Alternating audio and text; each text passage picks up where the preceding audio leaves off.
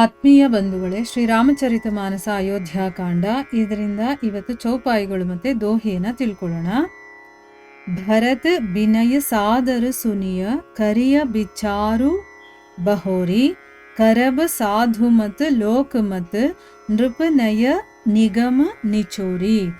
गुर अनुराग भरत पर देखी राम हृदय आनंद विशेषी.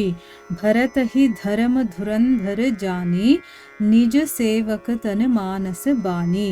बोले गुर आयस अनुकूला बचन मंजु मृदु मंगल मूला. नाथ सपथ पितु चरण दुहाई भयउ न भुवन भरत सम भाई. जे गुरुपद अंबुज अनुरागी ते लोकहु बेदहु बड़ भागी. रावुर जापर अस अनुरागु को कही सकई भरत कर भागु. लखी लघु बंधु बुद्धि सकुचाई करत बदन पर भरत बड़ाई. भरत कहीं सोई किए भलाई अस कही राम रहे ಅರಿಗಾಯಿ. ಇವು ಚೌಪಾಯಿಗಳು ಮತ್ತೆ ದೋಹೆ. ಈಗ ಇದರ ಅರ್ಥವನ್ನ ತಿಳ್ಕೊಳ್ಳೋದಕ್ಕೆ ನಾವು ಪ್ರಯತ್ನ ಮಾಡೋಣ. ಇಲ್ಲಿ ತುಳಸಿದಾಸರು ಹೇಳ್ತಾರೆ, ರಾಮ ಗುರುಗಳಿಗೆ ಹೇಳ್ತಾನೆ, ನೀವು ಹೇಗೆ ಹೇಳ್ತಿರೋ ಹಾಗೆ ಆಗ್ಲಿ ಗುರುಗಳೇ ಅಂತ ಹೇಳಿದಾಗ ಗುರುಗಳು ಹೇಳ್ತಾರೆ, ನೀನು ಹೇಳಿದ್ದು ಸರಿಯಾಗೇ ಇದೆ, ಆದರೆ ಭರತನ ಪ್ರೀತಿಯಿಂದ ನನ್ನ ಎಲ್ಲ ವಿಚಾರನೂ ಕೊಚ್ಕೊಂಡು ಹೊರಟೋಯ್ತು. ಅಂದರೆ ಇಲ್ಲಿ ರಾಮ ಹೇಳ್ತಾನಲ್ವಾ, ಇವಾಗ ನೀವು ಎಲ್ಲರಿಗೂ ಒಳ್ಳೆಯದಾಗೋ ರೀತಿ ಏನಾದರೂ ಒಂದು ನಿರ್ಧಾರವನ್ನು ಮಾಡ್ತೀರಾ, ಜಗತ್ತಿಗೆ ಒಳ್ಳೆಯದಾಗುವಂಥ ಒಂದು ವಿಚಾರವನ್ನು ಮಾಡ್ತೀರಾ ಅಂತ ಹೇಳಿದಾಗ ಇಲ್ಲಿ ಅವರು ಏನು ಹೇಳ್ತಾ ಇದ್ದಾರೆ ಗುರುಗಳು, ಹೌದು ನೀನು ಹೇಳೋದೆಲ್ಲ ಸರಿಯಪ್ಪ, ಆದರೆ ಭರತನ ಪ್ರೀತಿ ಎಷ್ಟು ಉನ್ನತವಾಗಿದೆ, ಎಷ್ಟು ಗಾಢವಾಗಿದೆ ಅಂತಂದರೆ ನನ್ನ ವಿಚಾರನೇ ಕೊಚ್ಕೊಂಡು ಹೊರಟೋಯ್ತು. ಅದರಲ್ಲಿ ನನ್ನ ಬುದ್ಧಿ ಭರತನ ಭಕ್ತಿಗೆ ವಶವಾಗಿ ಹೋಗಿದೆ. ಭರತನ ಹಿತವನ್ನು ಮನಸ್ಸಲ್ಲಿ ಇಟ್ಕೊಂಡು ಏನಾದರೂ ಮಾಡಿದ್ರೆ ಒಳ್ಳೇದಾಗ್ಬೋದು, ಅದಕ್ಕೆ ಶಿವನೇ ಸಾಕ್ಷಿ. ಮೊದಲು ಭರತನ ವಿನಂತಿಯನ್ನು ಕೇಳ್ಕೊ ನೀನು, ಆಮೇಲೆ ಅದರ ಬಗ್ಗೆ ಚೆನ್ನಾಗಿ ವಿಚಾರ ಮಾಡು.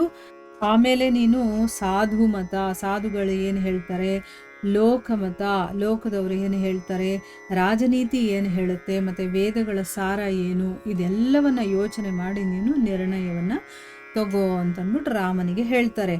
ಭರತನ ಮೇಲೆ ಗುರುಗಳಿಗೆ ಇರುವಂಥ ಅಪಾರ ಭಕ್ತಿಯನ್ನು ನೋಡಿ ಶ್ರೀರಾಮನ ಹೃದಯ ವಿಶೇಷವಾಗಿ ತುಂಬ ಸಂತೋಷ ಪಡುತ್ತದು. ಎಂಥ ಪ್ರೀತಿ ಇದೆ ಭರತನಲ್ಲಿ, ಗುರುಗಳು ಇಷ್ಟೊಂದು ಹೊಗಳ್ತಾ ಇದ್ದಾರಲ್ಲ, ಅವರು ಈಗ ಬೇರೆ ಎಲ್ಲದಕ್ಕಿಂತ ಅವನ ಮನಸ್ಸಿನ ಭಾವನೆಗೆ ತುಂಬ ಇಂಪಾರ್ಟೆನ್ಸ್ ಕೊಡ್ತಾ ಇದ್ದಾರೆ. ಅಂತಂದರೆ ಭರತನ ಪ್ರೀತಿ ಎಂಥದ್ದು ಅಂತಂದ್ಬಿಟ್ಟು ಅವನು ಯೋಚನೆ ಮಾಡ್ತಾ ಇದ್ದಾನೆ, ಮತ್ತು ಸಂತೋಷ ಪಡ್ತಾ ಇದ್ದಾನೆ. ಭರತ ಧರ್ಮ ಧುರಂಧರನು, ಅಂದರೆ ಧರ್ಮವನ್ನು ತಿಳ್ಕೊಂಡು ಅದರ ಪ್ರಕಾರ ನಡ್ಕೊಳ್ಳುವಂಥವನು, ತನು ಮನ ಮತ್ತು ವಚನಗಳಿಂದ ತನ್ನ ಭಕ್ತ ಅಂತ ಕೂಡ ತಿಳ್ಕೊಂಡು ಶ್ರೀರಾಮಚಂದ್ರ ಏನು ಮಾಡ್ತಾನೆ, ಗುರುಗಳ ಆಜ್ಞೆಗೆ ಅನುಕೂಲವಾಗಿ ಮನೋಹರವಾದಂತಹ ಮಂಗಳಕರವಾದಂತಹ ಮೃದು ಮಧುರ ವಚನಗಳನ್ನು ಹೇಳ್ತಾನೆ.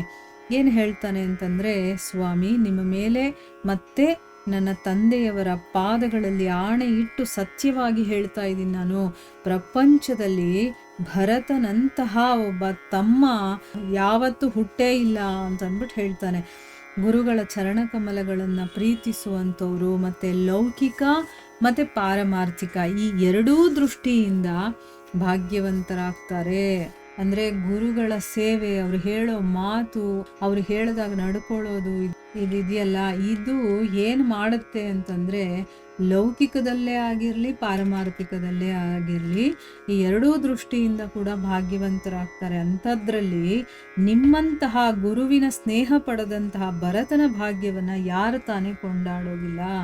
ಭರತ ಎಷ್ಟು ಅದೃಷ್ಟ ಮಾಡಿದ್ದಾನೆ ಅಂತಂದರೆ ನಿಮ್ಮ ಒಂದು ಹೊಗಳಿಕೆ ಅಥವಾ ನಿಮ್ಮ ಒಂದು ಪ್ರೀತಿಯನ್ನು ಸಂಪಾದನೆ ಮಾಡಿದ್ದಾನೆ, ನಿಮ್ಮ ಸ್ನೇಹವನ್ನು ಸಂಪಾದನೆ ಮಾಡಿದ್ದಾನೆ ಅಂತಂದರೆ ಅವನು ಎಂಥ ಭಾಗ್ಯವಂತ.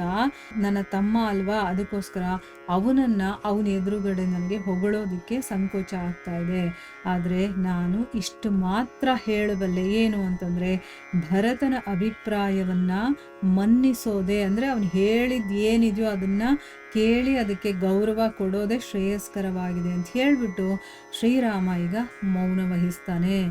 ಗುರುಗಳು ಅವನ ಪ್ರೀತಿಯಲ್ಲಿ ಮುಳುಗಿ ಹೋಗಿದ್ದಾರೆ, ಅಂದರೆ ಅವನಿಗಷ್ಟು ಇಂಪಾರ್ಟೆನ್ಸ್ ಕೊಡ್ತಾ ಇದ್ದಾರೆ. ಈಗ ನಾನು ಬಂದ ಕಾರ್ಯ ಆಗುತ್ತೋ ಇಲ್ವೋ ಅಂತ ಆ ಭರತನ ಪ್ರೀತಿಯನ್ನು ನೆನೆಸ್ಕೊಳ್ತಾನೆ ಮತ್ತು ಹೇಳ್ತಾನೆ ಅವನ ಅಭಿಪ್ರಾಯ ಏನಿದೆ ಅಂತ ತಿಳ್ಕೊಳ್ಳೋದು ಎಲ್ಲರಿಗೂ ಕೂಡ ಶ್ರೇಯಸ್ಕರವಾಗಿರುವಂಥದ್ದು ಅಂತ ಹೇಳಿ ಶ್ರೀರಾಮ ಏನು ಮಾಡ್ತಾನೆ, ಸುಮ್ಮನೆ ಒಂದು ಕಡೆ ನಿಂತ್ಕೊಳ್ತಾನೆ.